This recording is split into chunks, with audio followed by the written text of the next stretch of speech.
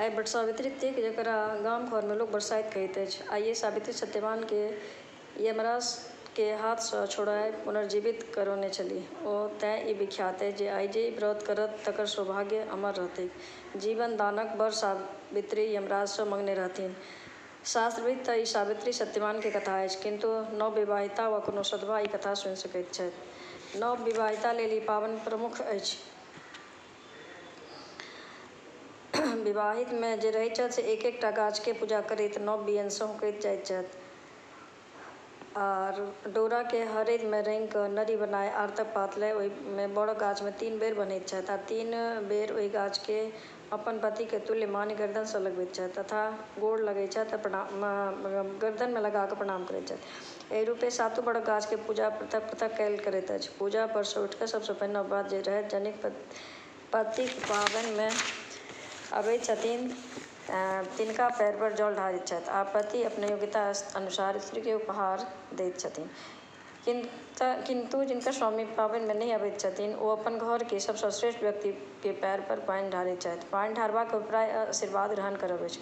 पैर पर पानि ढारबाक पहिने जखन कि पूजा पर बैसल रहैत छथि तखने कथा आरंभ होइत अछि। ओतय जतेक जे बैसल रहैत छथि सभ अपन माथ पर बड़क पात तोड़ि क लैत छथि आ साड़ी सँ अपन माथ झाँपि कथा सुनैत छथि। नवविवाहिता जे रहैत छथि से अपना बामा जांघ तर में माटिक खिधौरनी रखने रहैत छथि। ओहि खिधौरनी में पानि भरल ओ गर्दन में उड़ीदक बौरक गाँथल माला जकाँ बनल लटकल रहैत अछि। आब कथा आरंभ करैत छी। कथा: एकटा ब्राह्मणी छलीह। ओ लोकनि खूब नीक जकाँ अपन गृहस्थी चलबैत रहथि। हुनक चूल्हाक पाछू में मोनि रहनि। भानसक काल में माँड़ पसाबैत से ओहि मोनि में दऽ देथिन। ओहि मोनि में साँपक वास रहैक। धीपल माँड़क कारणेँ ओहि साँपक सब अंडा गंडा भ जाइक। ओतए ओहि नाग नागिन के अनवरत ब्राह्मणी पर क्रोध बनल रहैक। ब्राह्मणी ओहिना माँड़ ढारिते रहलीह। ओ नाग नागिन के ओहि मोनि सँ पड़ाइ क बड़ गाछ के मोनि में चलि गेल आ ओतहि रहय लागल। एम्हर ब्राह्मणी के स्वामी के चलि गेला सँ परम कष्ट होए लगलनि। 7 बेटा जे रहथिन से बालिग भए गेलथिन। पहिल बेटाक विवाह भेलनि। विवाह भेलाक बाद बट सावित्री पाबनि पूजय गेलाह आ ओहि बड़ गाछ तर में। ओ तेँ बड़ गाछ तर में ओएह नाग नागिन रहथि। पूर्वक क्रोधक अवसर पाबि ओ ब्राह्मणी बेटा के डसि लेलक आ अपन बदला सधा लेलक। ब्राह्मणीक बेटा मरि गेलथिन। एहि तरहें ब्राह्मणी के 6 बेटा मरि गेलखिन। 7म बेटा जे रहथिन तिनका प्रसंग ब्राह्मणी नियम कयलनि जे विवाह नहि करबनि। हुनका माय कहलथिन जे जखन अहाँ गाछ तर जाय त छाता तानि लेब आ बाहर भेला पर छाता मोड़ि लेब आ पानि में चलबाक काल जूता पहिर लेब आ पानि सँ बाहर अयला पर जूता खोलि लेब। एहि क्रम में बहुत दिन बीत गेल। 7म बेटा जे रहथिन से बालिग भए गेलथिन। ई घर पर सँ विदा भ गेलाह। जाइत जाइत एकटा नगर में पहुँचलाह। ओहि नगर में पहुँचला पर देखैत छथि जे 2 टा तरुणी अपन यौवन लीला में मग्न अछि। हिनका देखिते दुनू गोटे के हँसी लागि गेलनि। एकटा दोसर सँ पूछैत छथि, देखियौ ई केहन लोक अछि, पानि में जूता पहिर लैत अछि आ बाहर खोलि लैत अछि तथा गाछ तर में छाता तानि लैत छथि आ रौद में छाता मोड़ि लैत छथि। ओहि दुनू तरुणी में सँ एकटा रहथि ब्राह्मणीक बेटी आ दोसर रहथि धोबीक बेटी। हिनक हँसी करैत मूर्ख बनबैत रहथिन। किंतु ब्राह्मणीक बेटी जे रहथि से हिनका महापंडित ओ चतुर मानि लेलनि। ब्राह्मणीक बेटी धोबीक बेटी के बुझाबय लगलीह जे पानि में जूता पहिरबाक अर्थ ई अछि जे पानिक तर में जे कीड़ा मकोड़ा सँ बची जकरा कि देख नहि सकैत छी, किंतु पानिक बाहर में तकर प्रयोजन नहि रहि जाइत अछि। आ तहिना गाछ तर में छाता तानब आवश्यक अछि, किएक त ऊपर सँ चिड़ै चुनमुनी चटक नहि क दिअए, किंतु गाछक बाहर तकर संभावना कम रहैत छै। ओतय ई बुद्धिमान आ पंडित बुझबैत छथि, अतः हम हिनका सँ विवाह करब। ब्राह्मणीक बेटी हिनका लग आबि कहैत छथिन जे हम अहीं सँ विवाह करब। ताहि पर ब्राह्मणीक बेटा कहैत छथिन, हमरा सँ विवाह करब साधारण बात नहि अछि। बहुत दिन सँ हम घर सँ बाहर छी। माय हमरा नेनहि में बियाह नहि करबाक शपथ लेने छथि। तकर कारण ई अछि जे हमरा सँ जेठ 6 भाइक मृत्यु एहि रूपे भेल छनि।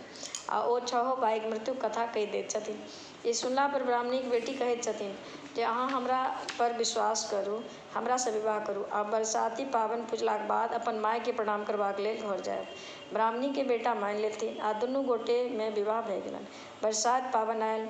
सब नवविवाहिता के सासुर सँ भार आबि गेलै, किंतु हिनका त अबैतनि कतय सँ सासुर सँ कारण जे बर लगै में रहथिन। तइयो ई अपन स्वामी के लए बड़ गाछ तर जाय पूजा करय लगलीह।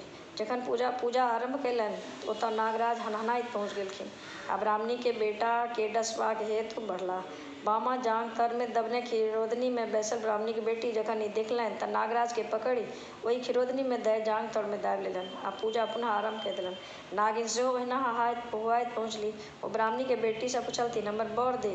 ताहि पर ब्राह्मणी के बेटी कहैत छथिन जे पहिने हमर बर दे, अर्थात हमर 6 मृत भैंसुर के पुनः जीवित कऽ दे, तखन हम तोहर बर देबौ। बरसाइत छलै, नागिन के नाग सँ भेंट करब आवश्यक छलनि। अगत्या ओ वरदान दए नागराज के लए विदा भऽ गेलीह। एम्हर ब्राह्मणी के 6 बेटा पुनर्जीवित भऽ गेलाह आ अपन छोट भाइ लग पहुँचैत गेलाह। सभ स्त्री के बजबाओल गेलनि, 7टा घोड़ा आनल गेल। 7 घोड़ा पर 7 भाइ सवार भेलाह। 7टा सवारी पर 7 गोटेक स्त्री चढ़लीह आ सब माय लग जयबा लेल प्रस्थान कऽ लेलनि। हिनका सबके अबैत देखि टोल पड़ोस के लोग आनन्द सँ गदगद होइत हिनका माय लग जाय कहऽ लगलनि, ए बूढ़ी उठू, अहाँके 7 बेटा आ 7 पुतोह अबैत छथि। बूढ़ी आन्हर भऽ गेल छलीह, किन्तु बूढ़ी एकरा असत्य मानि सब पर तमसाए लगलीह। ताबतहि देखैत छथि जे 7 बेटा ओ 7 पुतोह प्रणाम करैत छथिन। सबसँ जेठ पुतोह भगवती घर जाय नाग नागिन के पूजा कयलनि, गाय के दूध आ लाबा देलथिन। सासु के आँखि भऽ जाय से वरदान मंगलनि आ सासु पुनः खूब नीक जकाँ देखऽ लगलीह। सब प्रसन्न पूर्वक रहय लगलाह। कथा सुनि सब प्रणाम कयलनि। माथ परक बड़क पात लए बुढ़बा ओ गुड़िया आँगुर सँ खोटैत ओ कहैत छथि, जेहन पहिने भेलैक तेहन केकरो नहि होय आ जेहन पाछू भेलैक तेहन सबके होय।